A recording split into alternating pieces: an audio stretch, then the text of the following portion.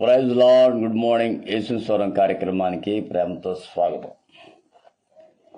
ఈ ఉదయకాలం అంశము మీకా గ్రంథం 7వ అధ్యాయము 7-8 వచనాలు. దేవుడు నా ప్రార్థన ఆలకించును, నేను క్రింద పడినను తిరిగి లేస్తాను.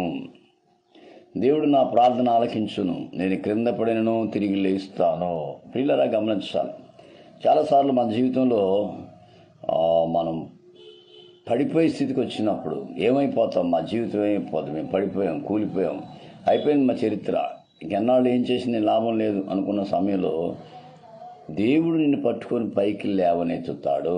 మళ్ళీ చెప్తున్నాను, నేను పడిపోయాను కదా, నా జీవితం ఇంతే కదా, నా బ్రతికింతే కదా, ఇక నేను ఎదరికి వెళ్ళలేను కదా, నేనేం సాధించగలను అని నిరాశపడుతున్న నీతో దేవుడు చెప్పేది ఏంటంటే, నువ్వు తిరిగి లేస్తావు.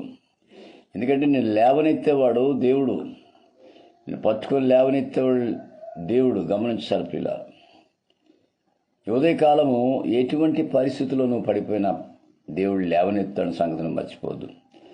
అంధకారం ముందు కూర్చున్న దేవుని వెలుగు నీ మీద పడుతుంది. చాలాసార్లు మన జీవితంలో అయిపోయింది మన పరిస్థితి, అయిపోయింది మన జీవితం.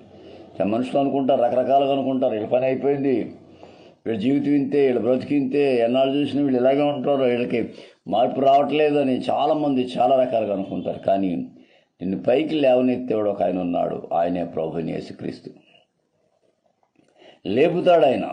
చనిపోయిన లాజరు గురించి మార్తా మరియతో ఊరంతా అనుకున్నారు, అయిపోయింది, పడిపోయాడు, ఆ సోదరుడు గోతులోకి వెళ్ళిపోయాడు, లేగడనుకున్నాడు. కానీ దేవుడు లేపాడు. ఉదయకాలం పిల్లలను నిన్ను దేవుడు లేపుతాడు. కష్టాల్లోంచి శోధనలోంచి, ఇబ్బందుల్లోంచి, సమస్యల్లోంచి, దేంట్లోంచి లేపగలిగిస్తే ప్రభు నీకున్నాడు. కంగారు తొందరపడిపోవద్దు. ప్రభు ఖచ్చితంగా సహాయం చేస్తాడు. నా శత్రువా ఆశ్చర్యపడొద్దు, నేను క్రింద పడినా తిరిగి లేస్తాను.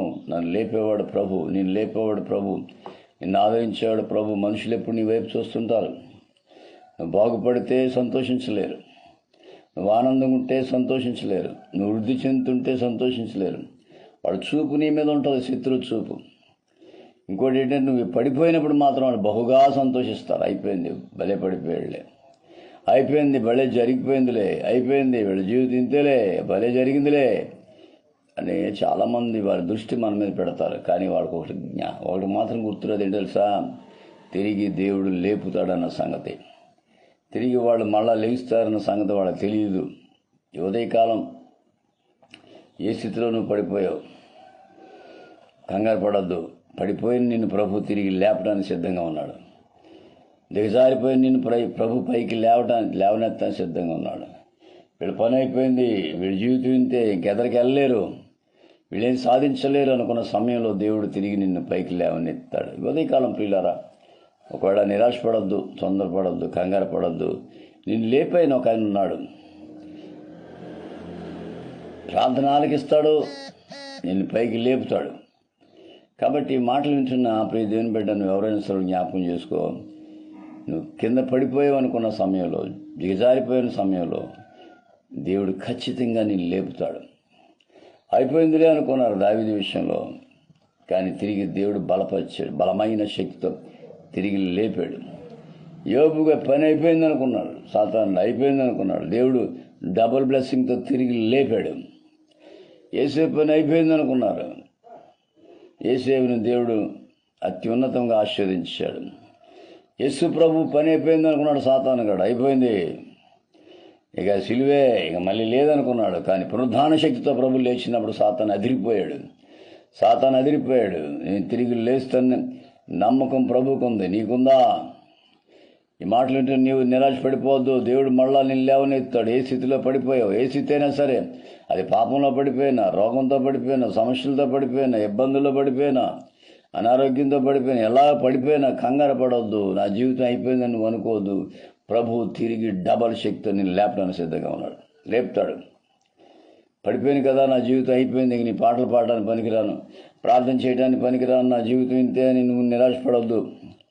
తిరిగి ప్రభు గొప్ప శక్తితో తిరిగి పశ్చాత్తాపడినప్పుడు, కన్నీరు కార్చినప్పుడు, వేదంతో మూలుగుతున్నప్పుడు ప్రభు డబల్ శక్తి ఇచ్చి లేపుతాడు. మళ్ళీ నీకు బంతి ఎంత కింద గట్టి కొడితే అంత పైకి లేచిపోద్ది. బంతిని ఎంత కిందకి, అలాగే నీ జీవితం ఎంత కిందకి వెళ్ళిపోతే అంత పైకి దేవుడు లేపుతాడు. తెలుసా నీకు? గమనించాలి. కాబట్టి ఉదయకాలం నిరాశపడిపోవద్దు, కృంగిపోవద్దు. నిన్ను లేవనెత్తేవాడు ప్రభు ఉన్నాడో అత్యున్నత శక్తితో లేపుతాడు, బలమైన శక్తులు లేపుతాడు. సంసోను పాపం చేసినప్పుడు, సంసోను బంధించినప్పుడు వాళ్ళందరూ అనుకున్నారు అయిపోయింది సంసోను చరిత్ర, వీడు మమ్మల్ని ఏం చేయలేడు అనుకున్నారు. అదే సంసోను తిరిగి అతనికి వెంట్రుకలు అంటే మళ్ళా పవర్ వచ్చింది. దేవుడి దగ్గర పశ్చాత్తాపడ్డాడయ్యా, నేను అంధుడిని అయిపోయాను, నా జీవితం పాడైపోయింది, నా బ్రతుకు పాడైపోయింది, నేను శాపగ్రస్తుని అయిపోయాను, క్షమించినప్పుడు మళ్ళా అతనికి నాజీరు చేయబడిన ఆ వెంట్రుకలు మళ్ళా మొలిచినప్పుడు బలమైన శక్తితో తన జీవిత కాలంలో ఎంతమందిని చంపాడో ఒకే రోజు అంతమందిని చంపేశాడు. దేవా, అది ఆకున్న స్తంభాలు పీకేశాడు, అని మొత్తం ఒకేసారి చచ్చిపోయారు. The power has came from God. దేవుడు శక్తిని ఇచ్చాడు. పశ్చాత్తాపడినప్పుడు, కన్నీరు కార్చినప్పుడు, వేదంతో మూలుగుతున్నప్పుడు, అయ్యో నేను పడిపోయాను ప్రభువా, నా జీవితం ఇలాగ అయిపోయింది ప్రభువా, ఏంటి ప్రభువా, నిన్ను ఇలాగే ఉంటాను అనుకోవద్దు. తిరిగి రెట్టింపు శక్తితో ప్రభు నిన్ను లేపుతాడు.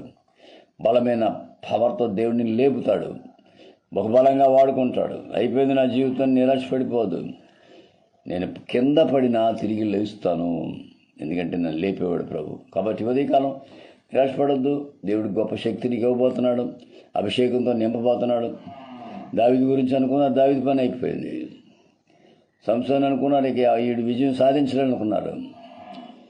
యేసేపుని అనుకున్నాడు, వీడి పని అయిపోయింది అనుకున్నారు. చివరికి యేసయ్యని కూడా అనుకున్నారు, యేసు ప్రభుల వారిని కూడా అనుకున్నారు, ఇతని పని అయిపోయిందని. ప్రియులారా, అవదండి, తిరిగి లేపుతాడు దేవుడు బలమైన శక్తితో. ఉదయకాలం ఈ మాటలు వింటూ నువ్వు దేవుని ఎడల విశ్వాసం కలిగి నమ్మకంగా ఉండు, బలమైన శక్తితో నింపబడు. అద్భుత కార్యాలు నీ ద్వారా దేవుడు చేయబోతున్నాడు. God bless you. మీ సహోదరుడు పాస్టర్ రమేష్ కుమార్, రాజమండ్రి. 9849864904. దేవుడిని సమృద్ధిగా దీవించింది గాక. God bless you.